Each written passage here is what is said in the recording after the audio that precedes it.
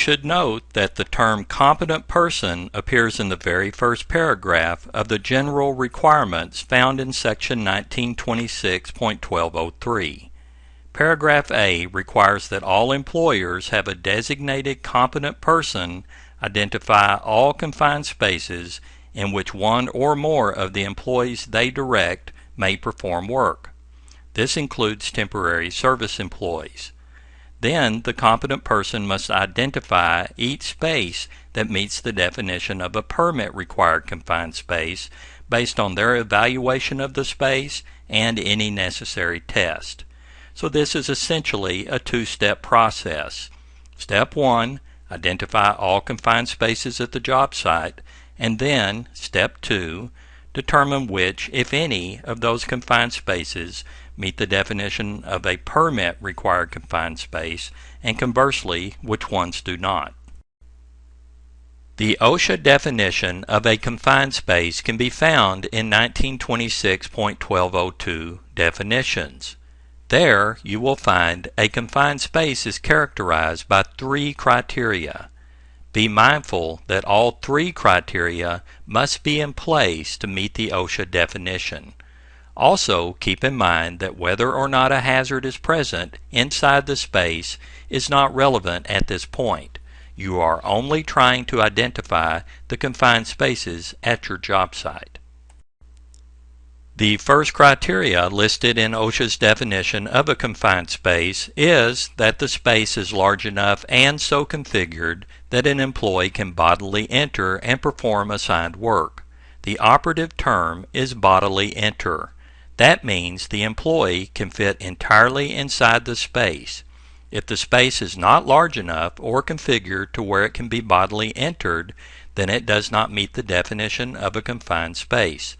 This standard is only intended to apply to spaces large enough and configured so that the entire body of an employee can enter. The second criteria listed in OSHA's definition of a confined space is that the space has a limited or restricted means for entry or exit. Contrary to popular belief, this does not mean that the space has only one way in or out. According to the definition in 1926.1202, limited or restricted means for entry or exit means a condition that has a potential to impede an employee's movement into or out of a confined space. That definition goes on to explain that examples of a limited means of entry or exit include, but are not limited to, trip hazards, poor illumination, slippery floors, inclining surfaces, and ladders. The OSHA Confined Space Advisor also states that limited or restricted means for entry or exit exist where the occupant must crawl, climb, twist, be constrained in a narrow opening, follow a lengthy path, or otherwise exert unusual effort to enter or leave, or where the entrance may become sealed or secured against opening from inside. Here are a few examples of where a limited or restricted means of entry or exit exists. Portals, such as this one, where the entrant must squeeze through to enter or exit the space horizontally, as well as where entry is made vertically. Hatches of a size or location requiring the entrant to climb or squeeze through.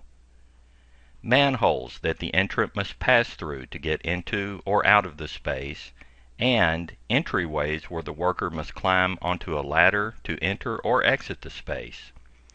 Additional examples of a limited or restricted means of entry or exit include spiral staircases, which can be difficult to climb or descend, steep stairways, such as ship ladders and other non-standard stairways, tight crawl spaces, such as beneath equipment, under floors, between walls and above some ceilings, and spaces such as long tunnels where the workers must travel a long distance to get to the nearest means of exit.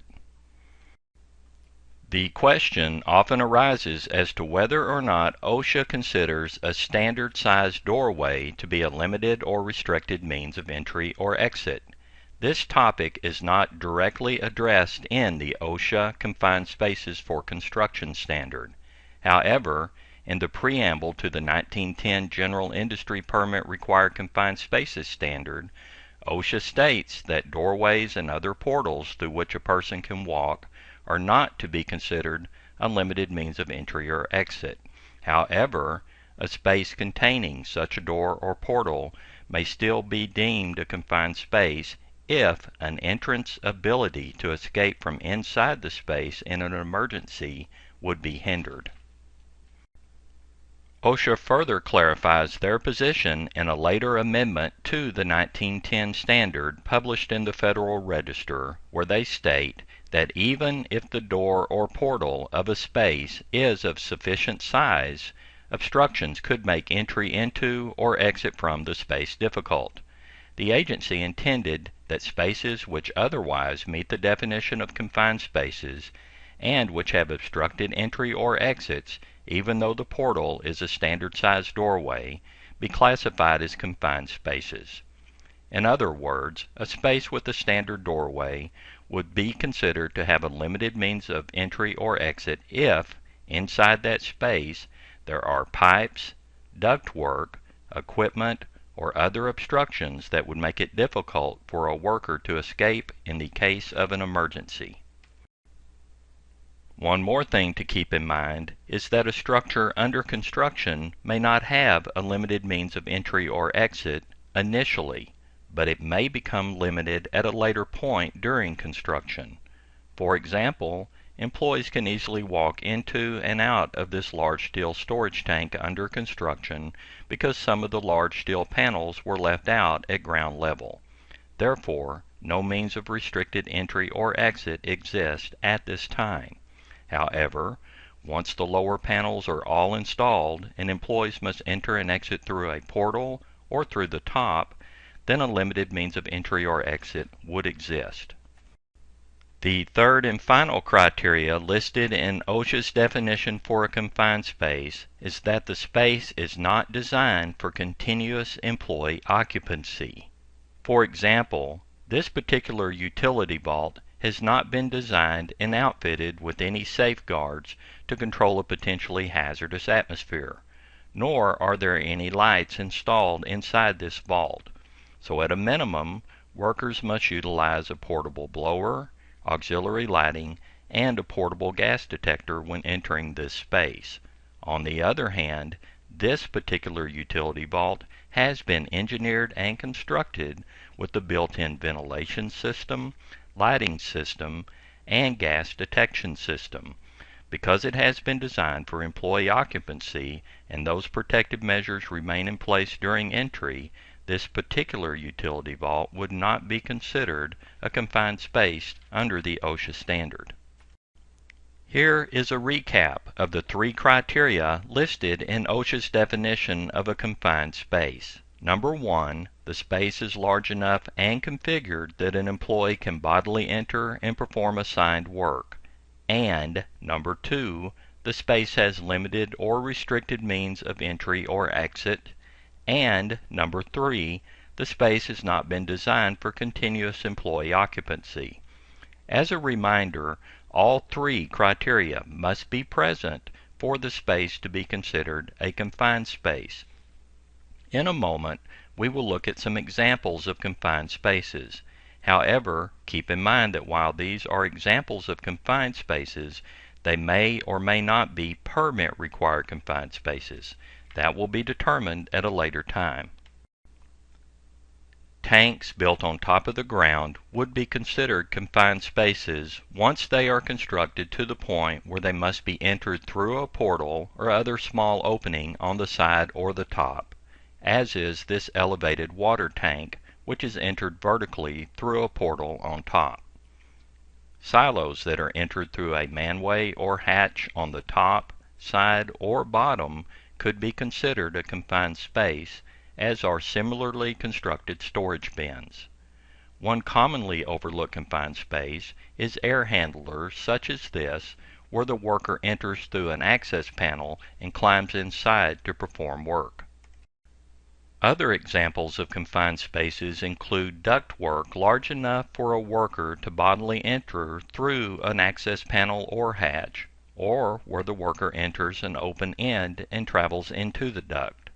Some smokestacks and chimneys would be considered confined spaces when the worker must enter through a hatch or other restricted means of entry, and escalator pits that are large enough for the worker to bodily enter and are deep enough to make it difficult to exit would be considered confined spaces. Mobile or fixed equipment that can be bodily entered and has a restricted means of entry or exit, like this mixer on a concrete truck, are considered a confined space.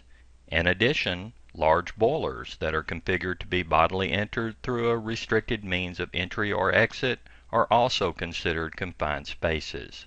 And large furnaces and related equipment, which are constructed in certain configurations that can make them hard to get into and out of, could also be considered confined spaces. Tanks that are affixed to trucks or trailers and which are entered through a hatch or portal are considered a confined space, as are some crawl spaces located beneath equipment, floors, walls, and above some ceilings. Sanitary sewers that are large enough to be bodily entered are confined spaces, as are many related facilities like digesters and some sewer lift stations. Also, storm sewers and drainage culverts that are large enough to be bodily entered and have a restricted means of entry or exit are considered confined spaces. Another example of a confined space is this septic tank, which is large enough for a worker to enter and has a restricted means of entry and exit. As discussed earlier, most underground utility vaults that have not been designed for continuous occupancy are typically considered a confined space, as would be most pipelines that are large enough to be bodily entered and have a restricted means of entry or exit, such as a portal, manway, or an opened end small enough to require the worker to crawl or stoop to enter. Even in situations where a large bore pipeline has an open end and the worker can enter upright, the pipe would still be considered a confined space if the worker must walk a long distance into the pipe to where a restricted means of exit exists. Some large dock levelers are designed with a front cover or top that opens enough to allow a worker to crawl inside the pit beneath the equipment. These would be considered a confined space. Utility tunnels that have pipes, ducts, or similar obstructions that require the entrant to crawl under or over them would be considered a confined space, as would a long utility tunnel that requires the entrant to travel a great distance to get to the nearest exit. And some attic spaces that require the worker to climb a ladder and squeeze through an opening to get inside are confined spaces too. Open top pits that are deep enough to require the worker to enter or exit by a ladder or are too deep for the worker to easily step out of would be considered a confined space. Conveyor tunnels, such as this one, that are large enough to be bodily entered would be considered a confined space too. And many elevator shafts and pits are confined spaces when they are deep enough or otherwise configured to require the worker to enter and exit on a ladder or other restricted means of entry or exit exist. These are but a few examples of confined spaces, and there are many others that are not mentioned here. So take a few moments to think about it and then write down all of the confined spaces in your workplace. We have now covered Step 1, learning to identify confined spaces. We will now focus on how to determine if a confined space meets the OSHA definition of a permit-required confined space. Why make the distinction between permit and non-permit confined spaces? If a space is classified as a permit-required confined space, entry is only allowed under a confined space entry program meeting all of the requirements of OSHA's confined space standard. However, confined spaces that do not meet the OSHA definition of a permit space, which are known as non-permit required confined spaces, may be entered without following all these precautions.